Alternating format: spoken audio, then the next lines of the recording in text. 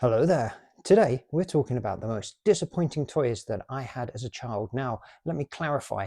For me, a disappointing toy is something that you wanted so very, very, very badly. And when you finally got it on Christmas Day or on your birthday, and you opened it up, you played with it for 5 minutes and then it was over. You never touched it again because it was disappointing. Now you can see in front of you, I have a range of 5 toys.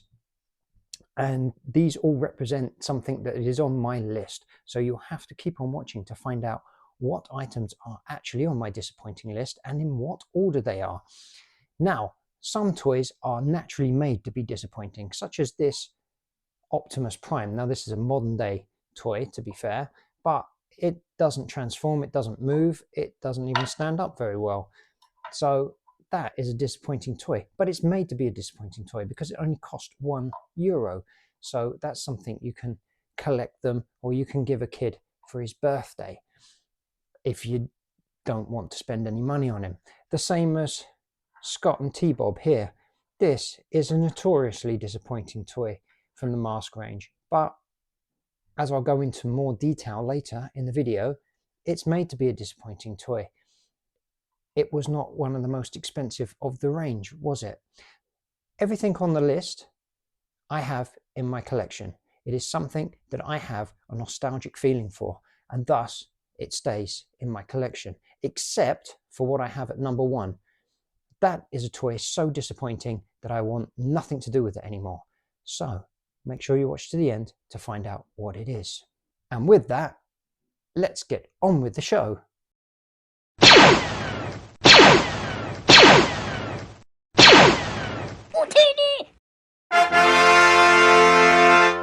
And in with a bang at number 5, it is the Galo A-Team figures.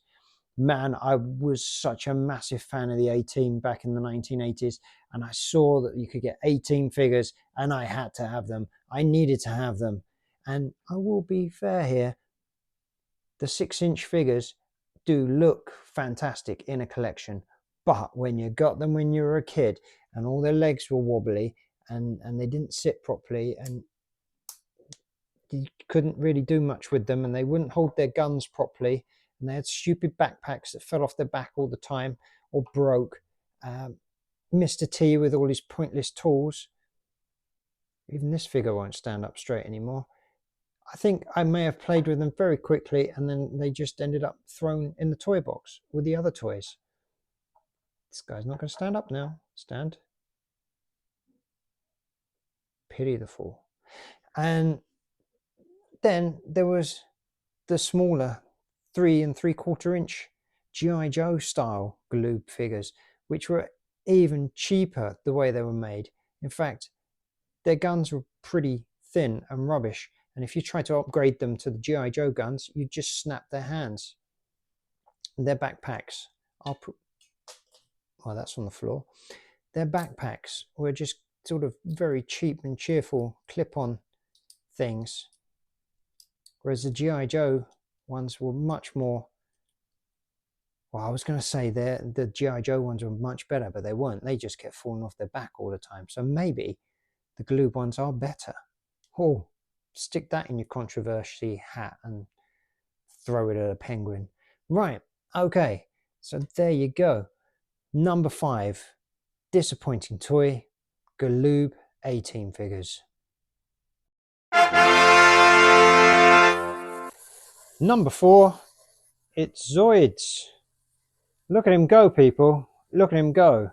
Hours of entertainment.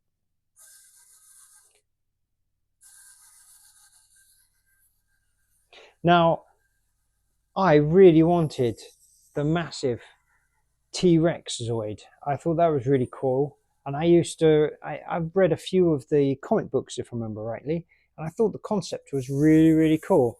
And then I got this, which, okay, it came in a box, you had to build it. Somehow this one has, not only does it still work, but it is also complete, to my knowledge. I also have this one. You have to, excuse me, I don't know the individual names. I know there's Zoids. I know, I could Google it and I could research it, but I just can't be asked. Now, this one, unfortunately, his mechanism's broken. These wheels don't turn anymore. But even so, this one has the annoying thing of being super, super fragile. I'm not even sure what you're supposed to do with it. This bit pops up and it's got a little gun in here. Thanks to Lewis from Reading Movies, I found the gun, didn't know what it was for, and he let me know that it was for this Zoid. But other than that, oh, this all flaps open for some reason. There should be a little man in here. Yep, there he is. Hello. But all in all, it's just too delicate to play with. They look pretty cool on display, don't get me wrong. But again, as a toy, look, imagine getting it for Christmas. I think I did get it for Christmas. I have never, ever played with these toys, ever. And a toy you can't play with is pretty pointless. But hey, try explaining that to Hasbro these days. Right, okay. So there you go. Number 4, Zoids. Let's move on to number 3. But before we do, now would be a great time for you to hit that thumbs up if you're liking the video. And if you're not liking the video, well, just stop watching. No point giving it a thumbs down. That's just grumpy behavior. But if you are going to continue watching the video and you have hit that like button, why not subscribe if you're not already subscribed? That way you can see more of my silly little videos. Now, onwards and upwards. Number 3, the Kenner Real Ghostbusters Ecto-1. What a piece of junk, as a famous space farm boy once uttered, but not in Ghostbusters, obviously. Now, we have Peter Venkman figure here. Let's put him in. The problem number 1, very, very crappy hard plastic, makes you scared to actually open the door. Very, very basic interior. And then once you've sat the figure inside, he will tend to slide around a bit in there until he sticks his head out the window and vomits. Now, we have the back door. Again, don't like opening it. Whereas when you were a kid, you just rip these things open, and probably many of them broke.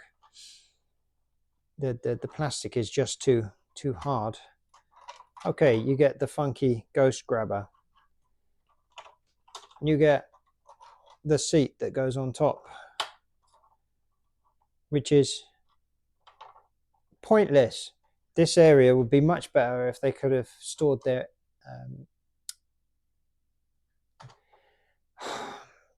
what are they called? Plasma gun things. You know, the guns, Ghostbuster guns, backpacks. Just keep shouting at your screen, and it'll all come out in the end. You know what? I can't even be bothered to restart. Anyway, the backpacks, they can't store them in here. Proton packs. There you go. Someone shouted it out loud enough. Proton packs. They don't even fit in here. Mainly, I guess, because they had streamers and stuff. Just, oh. Again, it's a toy I hardly ever played with, and I used to love Ghostbusters. What a disappointment that was. I think it may have got driven around a couple of times. There's only room for 2 figures as well. 3 if you put one on the roof. Who'd you exclude? Anyway, there you go. A disappointing toy. The Ghostbusters Ecto-1.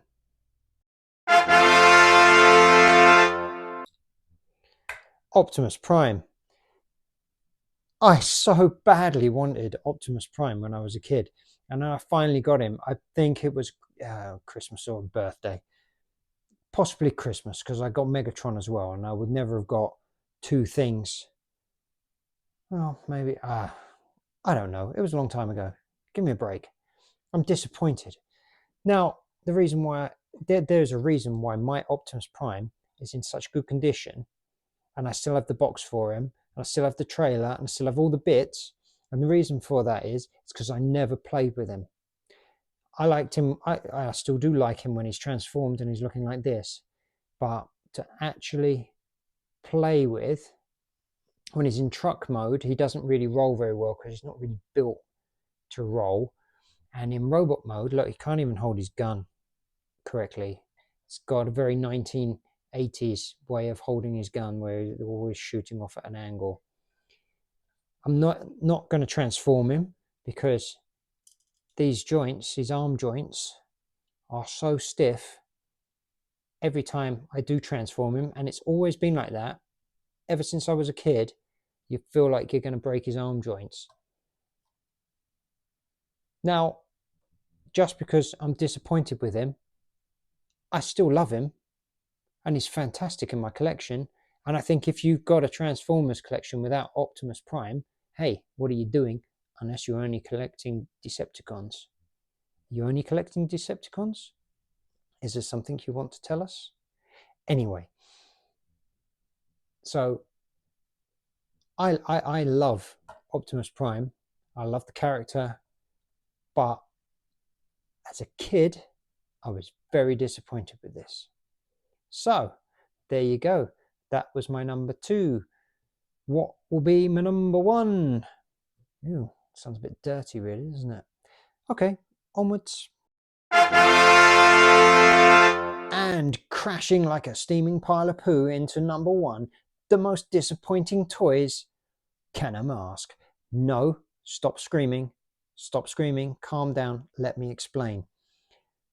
These 3 things in front of you are not my pick for the most disappointing toy. Thunderhawk is quite disappointing considering all it does is flap its doors open to make wings, but it does have really cool bombs underneath it. And as a kid, it's a car that turns into a plane. How cool is that? And it's the hero vehicle from the cartoon. So as a kid, fantastic little vehicle. Scott and T-Bob. It's too easy, isn't it, to pick Scott and T-Bob as the most disappointing toy. Plus, there was no kid ever that wanted throughout the whole year to pester his parents to get a Scott and T-Bob. I had 2 of those when I was a kid. Or you have the little adventure play sets, which were vehicles that didn't do anything. But again, these were great little gifts to give your mate if you hated him. I have 3 of these, and I think they're actually quite cool to have the different variants of the guys. This guy's missing his flippers. That's not important information, but I just wanted to share it. But no, these 3 are all acceptable. Not disappointing, acceptable. What was disappointing is what I got for Christmas back in 1986, and that was Boulder Hill. It's m.a.s.k, where illusion is the ultimate weapon. m.a.s.k Boulder Hill playset with action figures. You put it together. Prepare for battle. This is no innocent gas station. Activate freeze rate. Nobody stops the evil jackhammer. Vehicle sold separately with action figure. Oh, yeah? Oh, I'll sneak in another way. Sector! Surrender, prisoner. m.a.s.k Boulder Hill playset. Vehicle sold separately. New from Kenner. Now, what I found unacceptably. Now, what I find so disappointing about the Boulder Hill playset is that you can't really play with it. Yes, okay, it's got the gas pumps that turn into guns, and you can flap the armor down and twist the thing round so you've got the garage disappears and you've got armor plating there. Whoa, that's pretty cool. And then what? You pretend an attack on it, and then it reverts back into a gas station, and Thunderhawk goes and gets some gas, I guess. There was nothing else.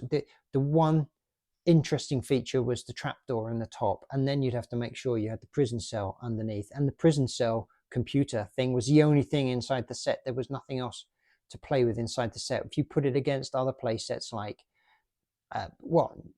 the Action Force headquarters, or any of the big GI Joe play sets, or hell, even the Ghostbusters firehouse. They all had things to do on the inside, whereas Boulder Hill had nothing. And also, my biggest problem was, okay, the boulder flies off the top. That's pretty cool. It's pretty cool. The boulder's going to come down when the cannon goes up. But wouldn't that kill the guy who was in the cannon seat in the beginning? How did the guy get in the cannon seat? And how did they ever reset it? I can, in my brain, you can press a button and all the armor plating and everything can go back to normal and you've got a gas station again. But how did they get that boulder back up? Unless it was up to Bruce to use his mask to levitate the damn thing back up to the top. And I have forgotten what his mask was called. Lift up on. Right, okay. So there you go. M.a.s.k. Boulder Hill, the most disappointing toy I ever had in my childhood. See, there's always gonna be some real sad parts in life that's hard to accept. That wishing something was different won't make it so. That's my list of disappointing toys. Do you agree with me? Do you disagree with me? Hey, I do also realize that I was very fortunate as a child to get these toys. I was very fortunate as a child to get the Boulder Hill playset and to have Optimus Prime and to have the Ghostbusters Ecto-1, which is here just off camera because it doesn't fit on the Tony table thing. Also to have, well, to have all these toys. I was very privileged and I do understand. But I was also very disappointed when I got them because other toys were better. And I will be doing a video on the best toys that I remember from my childhood. And hey, maybe some of the disappointing toys will also be on the best toy list. So keep an eye out for that one. Right, let me know in the comments what you think. If you enjoyed the video, make sure you hit the thumbs up, like button. If you didn't like the video, why are you still watching it? If you haven't already, subscribe so you can catch my next video. And if you're sitting around bored and you've got nothing else to do and you want to watch another one of my videos, check out this one. It's where I talk about the top 5 items that I have on my wish list. Things I wish I had in my collection. Now, thanks again for watching. I'll see you on the next one.